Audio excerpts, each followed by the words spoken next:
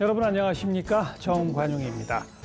얼마 전에 미국의 한 상원 의원이 선거 자금으로 가상화폐를 모금하고 있다. 이런 소식이 전해져서 화제를 모은 바 있습니다.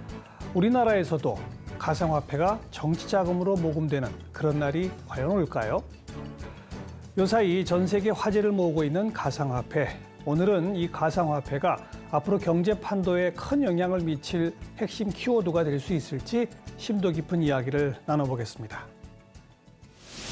비트코인을 시작으로 이더리움, 리플 등 다양한 가상화폐가 주목받고 있습니다. 가상화폐인 비트코인의 가격이 치솟으며 투자자들의 이목을 끌고 있습니다. 전자지갑만 있으면 인터넷 주소와 QR코드를 통해 언제 어디서나 거래할 수 있는 건 장점입니다.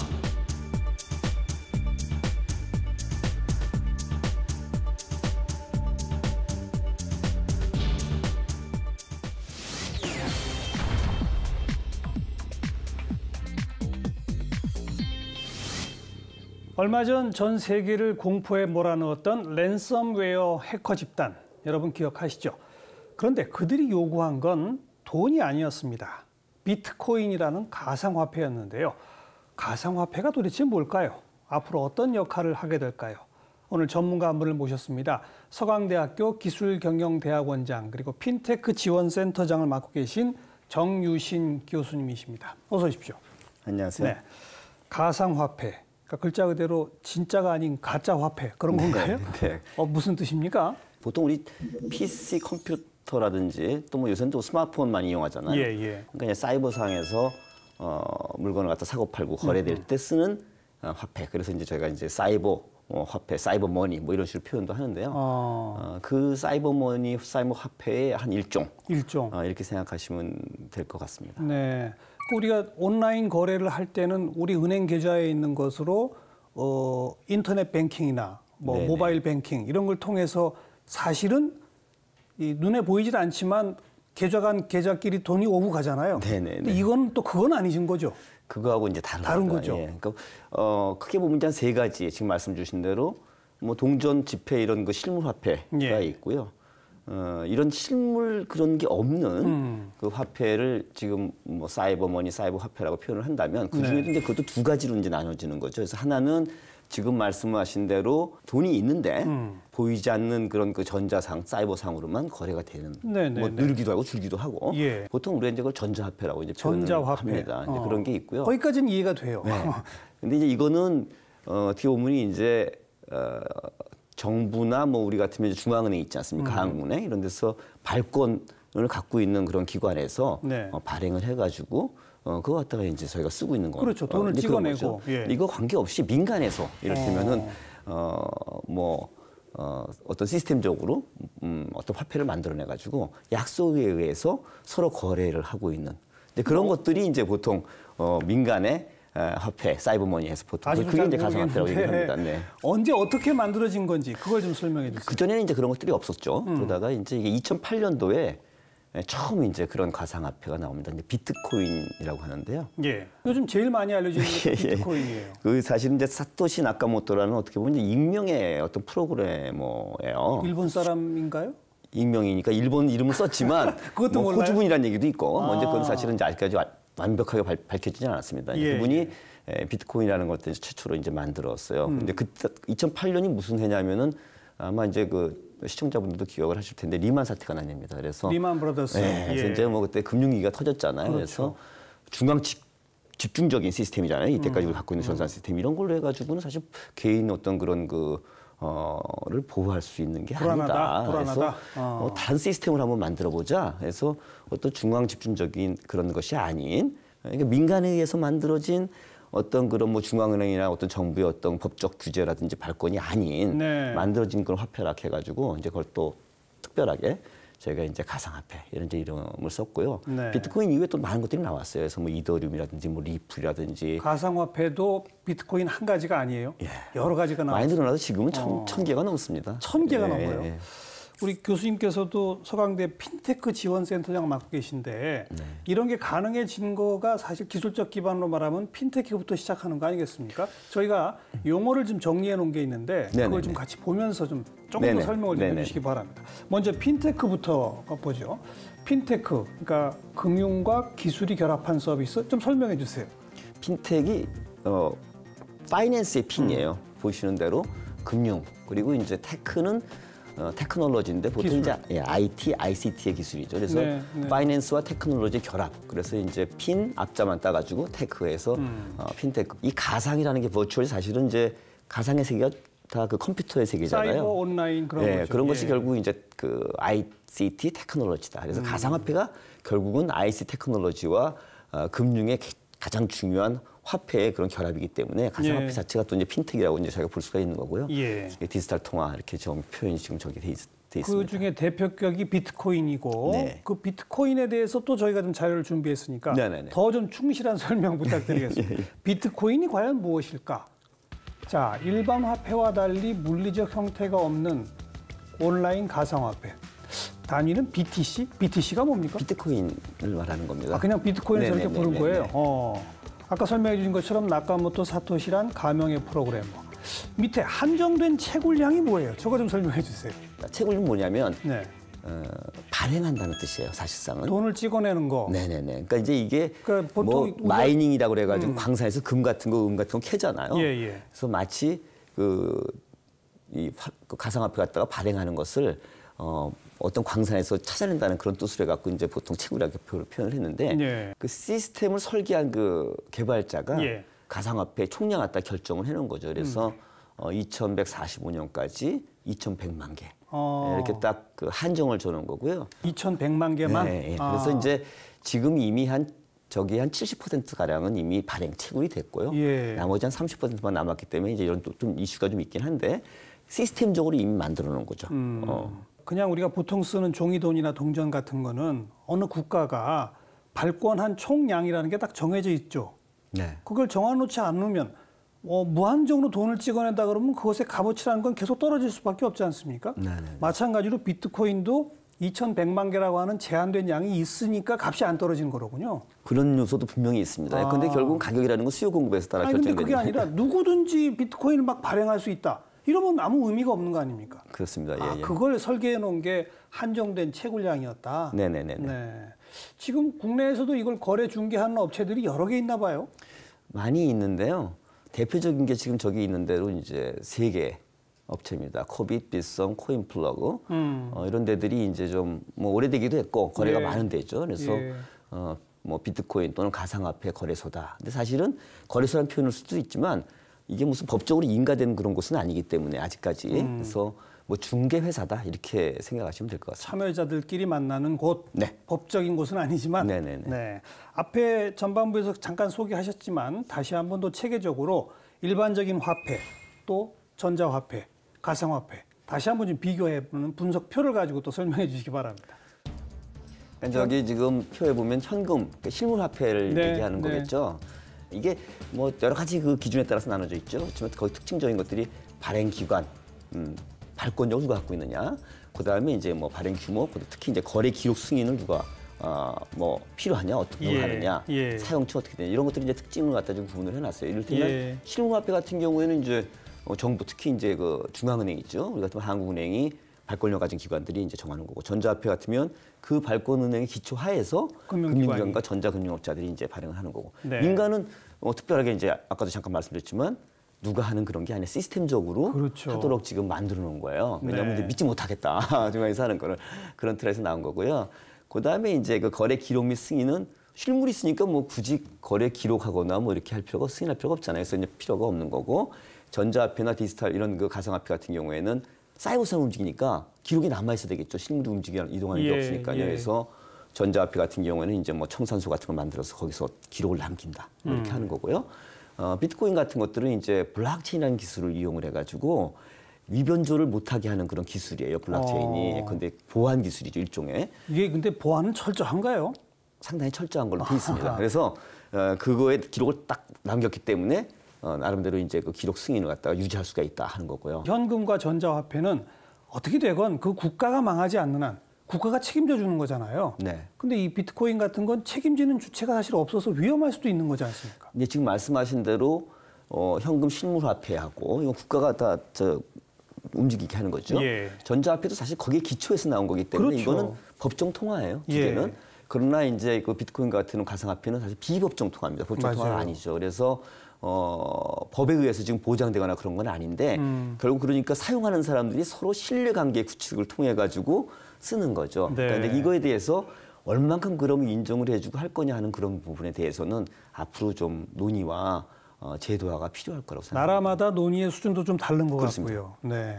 그리고 실제로 지금 저 비트코인을 가지고 물건을 사거나 팔거나 이럴 수 있는 곳들이 많이 늘어나고 있습니까? 늘어나고 있어요. 이를테면은 뭐 그 오버스탁이라는 게 사실 이게 쇼핑몰입니다, 미국에. 네, 네. 거기는 뭐 이제 요새 막 블록체인도 개발하고 막 그러는데 그런 데들이 이제 그 물건을 사고 팔 때 사이트죠. 그래서 이제 비트코인 갖다 사용할 수 있도록 하고 있고요. 네. 뭐 여기 그 시청자분들 많이 아시는 뭐 마이크로소프트, 뭐 테슬라 전기차 하는데 저 여기도 지금 비트코인으로 이제 그거 받아요? 예, 그 하도록 돼 있고. 그래요. 또 그리고 뭐 정치 쪽 이런 경제 쪽 말고 정치 쪽에서도 선거 자금 모금한다고. 네네네. 그래서 예. 미국 같은 경우에는 이제 뭐 2014년 1월달에 그 연방위원회 이런 데서 할 수 있도록 그렇게 했어요. 그래가지고 뭐 상원의원 한 분이 아까 뭐 멘트 주셨지만은 예. 그분이 또 이제 그 실질적으로 비트코인 그 스톡먼이라는 분이 이제 그걸 갖다 뭐 기부를 받았고 네. 또 뭐 대선 주자 한 분도 이렇게 또 비트코인을 받겠다 뭐 이런 식으로 또 얘기를 하고 뭐 이랬었죠. 그리고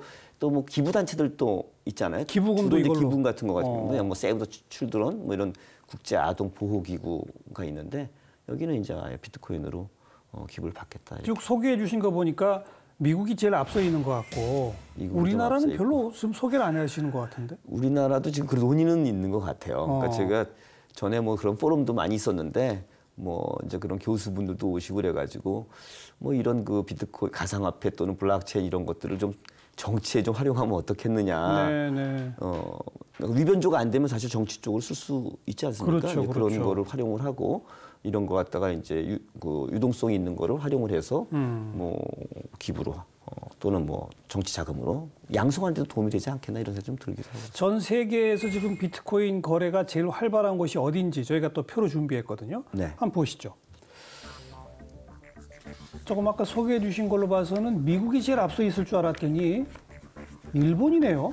네. 일본이 거래량이 제일 많군요.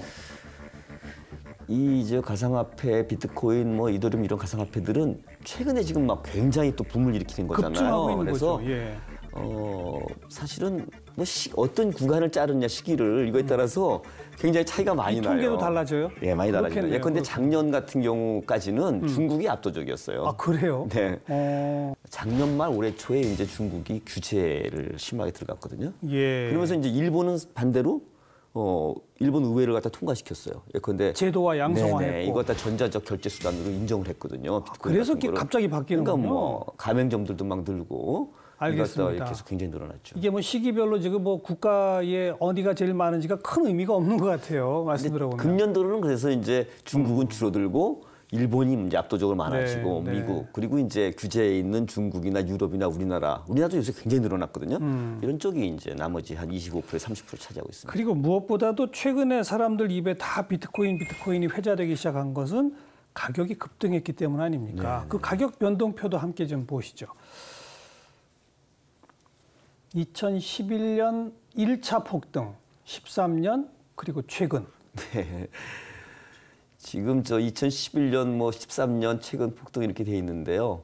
2011년이 지금 보면은 한 환율로 대략 계산 지금 환율로 계산해 보면 한 그 1비트코인당 네. 한 3만 원. 3만 원. 근데 그 전에 얼마였느냐 이렇게 생각해 보면은 거의 그 가격이 없었던 제로에서 아주, 3만 원. 네. 거의 10,000배 가까이 오른 걸로 돼 그렇죠. 있어요. 한 1년 좀 남짓하는 기간 동안에. 그러니까 1차 폭등 때가 사실 가격 그 상승률을 보면 제일 컸고요. 예. 근데 이제 그 사람들이 막 인구에 회자되기 시작하면서 관심을 막 모으기 시작하는 건 이제 2차, 3차 때부터 이제 오기 시작한 건데요. 2차 때가 이제 2013년대 이제 거의 그 120만 원 정도 되는 거 아니겠어요? 그렇죠. 그래서 폭등이 일어났고 3차는 지금 금년도 6월로 했는데 저 기준으로 보게 되면 지금 한 300, 한 뭐 3, 40만 원. 근데 지금 이미 뭐 500만 원 넘었거든요. 그렇죠. 그래서 굉장히 지금 빠른 속도로 지금 폭등이 일어났어요. 그러니까 굉장히 변동성도 크지만 예. 추세는 올라가고 계속 있다. 지금 상승, 그것도 아주 빠른 상승세를 보였다. 이렇게 말씀드릴 수 있을 것 같아요. 원래 왜 증시 격언에도 산이 높으면 골이 깊다. 네. 이것처럼 너무 빨리 올랐기 때문에 이게 또 폭락하는 거 아니냐 이런 걱정 많지 않습니까? 지금 비트코인 같은 가상화폐에 대해서 이제 뭐 성격 규정도 사실 뭐 얘기들이 많이 논의가 있는데요. 가상화폐니까 화폐 아니냐. 근데 화폐가 어떻게 이렇게 변동성이 심하냐. 가격 변동성이. 이렇게 변동성이 심하면 화폐라고 할 수 없다. 뭐 이런 얘기도 사실 좀 있고요. 그러다 보니까 이제 화폐적 성격보다는 지금은 자산의 성격. 자산. 그것도 그냥 안전한 어떤 자산이 아니라 상당히 위험 자산. 예, 위험 자산 주식과 같은 그런 성격을 예. 갖고 있다. 이제 이런 얘기들을 하거든요. 지금 말씀하신 대로 근데 이렇게 많이 막 단기간에 오르게 되면은 산이 높으면 이제 골이 깊은 것처럼 큰 변화들이 있지 않을까. 그런 그 위험이라든지 이런 있죠. 것 때문에 네. 뭐 여러 가지 거기에 따른 파생된 그 이슈나 문제점들을 지금 제기하고 있습니다. 네. 소개해 주신 것처럼 일본은 의회를 통과해서 양성화 제도화가 논의가 빨리빨리 신전되고 네. 뭐 중국은 반대로 뭐 규제를 한다고 그러고. 근데 우리는 지금 제도적으로 어떻게 해야 할지 아직 논의가 제대로 본격화되고 있지 못한 거죠? 틀은 지금 발표는 했어요. 금융위원회에서 이를테면은 뭐 좀 규제를 좀 강화해야 되겠다. 아까 말씀드린 어떤 그런 그 비트코인과 같은 그런 그 중개 거래소 있지 않습니까? 예, 예. 거래소를 좀 관리를 해야 되겠다. 왜냐하면 이제 잘못하면 이런 것들이 너무 막 가격이 급등하게 되면 폭락했다는 투자자 보호 문제도 있지만 맞아요. 좀 사기 같은 것도 또 생길 수가 사기도 있고 있을 수 그래서 있다. 네. 이제 그런 걸 갖다 좀 강화하겠다. 또 그 고객 확인 제도라고 그래갖고 Know Your Customer죠. 그래서 결국 마지막 단계에는 이게 지금 뭐 비트코인 뭐 이런 거 그 가상화폐이기 때문에 꼬리표가 없는 것처럼 돼 있잖아요. 네, 근데 네. 마지막 단계에서는 누군가가 이거 갖다 현금으로 찾으려면 실물화폐 찾으려면 은행하고 연결시켜야겠다. 예, 그래서 예. 고객 확인 제도를 마지막에 연결시켜 놓으려 해가지고 좀 뭐 이를테면 사기, 뭐 자금 세탁 또는 무슨 뭐 불법 뭐 이런 그런 것들을 좀 막겠다는 그런 취지로 좀 방향을 잡겠다 이렇게 지금 발표를 했습니다. 네. 하지만 아마 우리 유권자분들께서도 앞으로 이런 건 꼭 좀 공약에 또 정책에 반영해 줬으면 좋겠다는 아이디어들 가지신 분들 많을 것 같습니다. 저희 중앙선거관리위원회 홈페이지에 유권자 여러분의 소중한 의견 좀 많이 보내주시길 바라고요.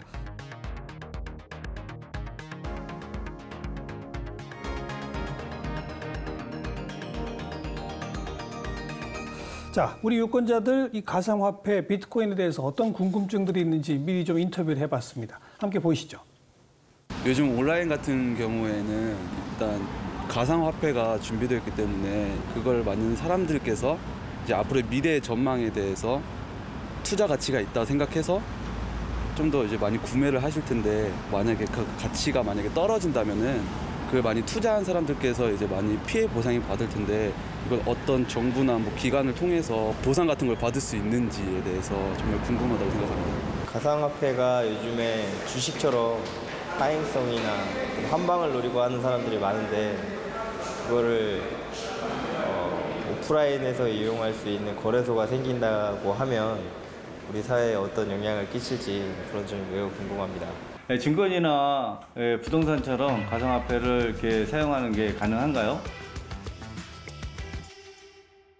네, 역순으로 가보죠. 증권, 부동산처럼 이 가상화폐 사용하는 게 가능합니까? 지금 그렇게 될지도 모르는 거죠.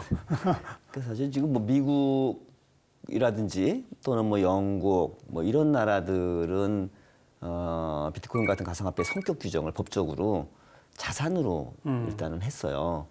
그리고 독일이라든지 우리 이웃 뭐 일본 이런 쪽은 이제 전자적 결제 수단이니까 화폐적 성격을 갖고 있는 것으로 네, 이렇게 했고요. 네. 그래서 사실 아직까지 이제 그런 것들이 좀 국가별로 좀 차이가 있고 좀 더 논의가 필요한데 지금 움직이는 모습만 보면 저렇게 막 단기간에 변동성 가격이 막 크게 뭐 출렁이고 바뀐다는 얘기는 자산 그것도 아주 그 주식 같은 고위험 위험 자산 자산. 그런 것처럼 움직이는 거기 때문에 그렇게 단기간에 막 움직이면 물가 상승만 반영하는 화폐하고는 좀 다른 거죠. 다르죠. 그래서 지금은 이제 그 다분 주식과 같은 자산 성격으로 지금 움직이고 있다. 따라서 투자의 대상이 되느냐 아까 질문이 있으셨는데 그런 대상이 지금 사실 되고 있는데 좀 위험을 체크를 많이 해봐야 되는 거죠. 네, 오프라인에서 거래하는 거래소는 없는 거죠? 아닙니다. 오프라인에서도 있어요. 네, 그래서 지금 그 2014년도에 홍콩에서 세계 최초로 이런 그 가상화폐 그 오프라인 거래소를 만들었고요. 우리나라도 9월달에 예. 아까 이제 세 개의 어떤 그런 좀 큰 그 가상화폐 거래소가 있다고 말씀드렸잖아요. 그중에 코인원이라는 데가 이런 그 오프라인 가상화폐 거래소를 객장을 오픈을 했습니다. 근데 저는 이제 개인적으로 가상화폐이기 때문에 사실 그런 게 나중에는 필요가 없게 되지만 큰 의미는 없죠. 그러나 이제 익숙해질 때까지 알겠습니다. 그게 필요할 수도 있겠다. 이렇게 생각합니다. 정부나 이런 곳으로부터 보상받을 수 있는지라는 질문이 첫 번째였는데 투자는 주식이라고 생각하시면 아실 거예요. 시청자분들도 투자는 보상 투자의 못 받죠. 책임이죠. 그래서 그랬기 때문에 이게 정말 적정한 가격이 어느 정도인지 뭐 이런 거에 대해서 생각을 좀 더 많이 깊이 해보시고 너무 막 오르면 매물벽이 높잖아요. 주식에서 그런 얘기 하잖아요. 예. 그러니까 그런 것도 좀 고려를 하시고 해야 될 것으로 보입니다. 그 말씀에 이어서 마지막으로 네. 앞으로 이 가상화폐에 대한 전망, 미래를 좀 그림 그려봐 주시고 우리 유권자분들한테 주의할 점 한 가지만 좀 말씀해 주시면. 가격분들이 워낙 심하기 때문에 좀 조심스럽긴 합니다만은 단기간에 너무 많이 올랐기 때문에 그렇게 막 계속적으로 오르기가 쉽지 않다. 또 지금 이게 충분히 제도적 준비가 안 된 상태로 오르니까 그 중국에서 예에서 봤듯이 규제를 좀 안 할 수가 없는 그런 상황이에요. 우리나라도 좀 그렇지만 그렇기 때문에 이제 그런 면에서 좀 부담이 좀 있고 좀 단기적으로는 조심을 많이 하셔야 되고 뭐 사기 같은 것도 있을 수가 있고 다단계라든지 뭐 조건 붙이거나 이렇게 하면은 투자에서는 그런 거 사실 없거든요. 그래서 이제 그런 건 좀 유의를 좀 하셔야 된다는 생각을 드리고요. 또 하나는 이제 좀 정부 입장에서 볼 때는 어떤 상품이 구체적으로 나와 있지 않기 때문에 어떤 규정을 뭐 이렇게 만들고 하기가 쉽지가 않을 수가 있어요. 그러나 그럼에도 불구하고 뭐 이게 자산인지 화폐인지에 대한 성격 규정이라든지 특히 이제 소비자 보호, 투자자 보호 그런 것들은 틀은 좀 마련해 주시는 게 좋겠다. 그리고 업계에 대해서는 이게 실수요가 빨리 좀 확인이 되려면 역시 그 실수요에 가장 중요한 블록체인 상품들이 출시될 수 있도록 금융권이든 비금융권이든 그런 건 많이 필요하거든요. 사실은. 그래서 그런 걸 만드는 노력을 좀 해주시면 그 다음에 그 규정도 좀 더 빨리 만들 수 있고 그 다음에 이제 수요도 좀 더 구체화될 수 있고 일본이 지금 그렇지 않습니까? 그런 것들을 좀 같이 만들어주고 특히 그 펀더멘탈 분석 노력, 뭐 애널리스트 같이 이런 노력도 같이 좀 병행해 주시면은 이게 정말 도대체 이게 너무 버블이 아니냐라든지 이런 문제점 같은 거를 좀 같이 해결해 가면서 알겠습니다. 저희가 뭐 좋은 방향으로 이끌 수 있을 것 같습니다. 교수님 마지막 말씀을 제 식으로 좀 짧게 해석하면 미래형인 것은 맞다. 다시 말해서 완전히 허무맹랑한 것은 아니다. 그러나 굉장히 위험할 수 있다. 맞습니다. 조심하시기 바란다. 이 말씀이시네요. 네. 또 뭐 미국의 뭐 상원의원 예처럼 이걸 정치자금이나 선거자금으로 가상화폐를 활용한다. 그럴 경우에는 어떤 점들을 뭐 유의해야 할지 좀 한 말씀 주시면요.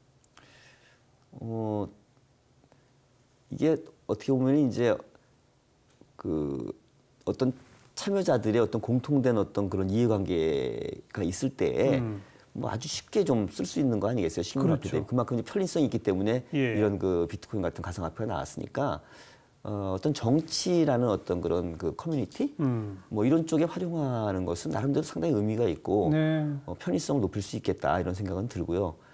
단지 이제 이게 또 자칫 잘못하면 꼬리표가 없죠. 그래서 이제 그런 부분들이 좋을 수도 있지만 불법 자금으로 또 뭐 그런 식으로 쓰일 수도 있기 때문에 이제 이런 거에 대해서 어느 정도까지 뭐 양성화를 한다라든지 뭐 이런 부분 좀 논의가 좀 필요하지 않겠나. 그러나 편의성 측면에서 볼 때는 뭐 기부할 때 좀 더 자연스럽게 좀 쓸 수가 있고 그렇게 되니까 그리고 뭐 저희가 이제 그런 정치자금 이런 것들 경우에 따라서는 어떤 뭐 향후에 뭐 바뀌는 그런 시장하고 연결해서 이렇게 한다는 측면에서 개척해 볼 수도 있겠네요. 그런 의미, 그런 의미는 상당히 있지 않겠나 생각합니다. 네, 정 교수님 좋은 말씀 잘 들었습니다. 감사합니다.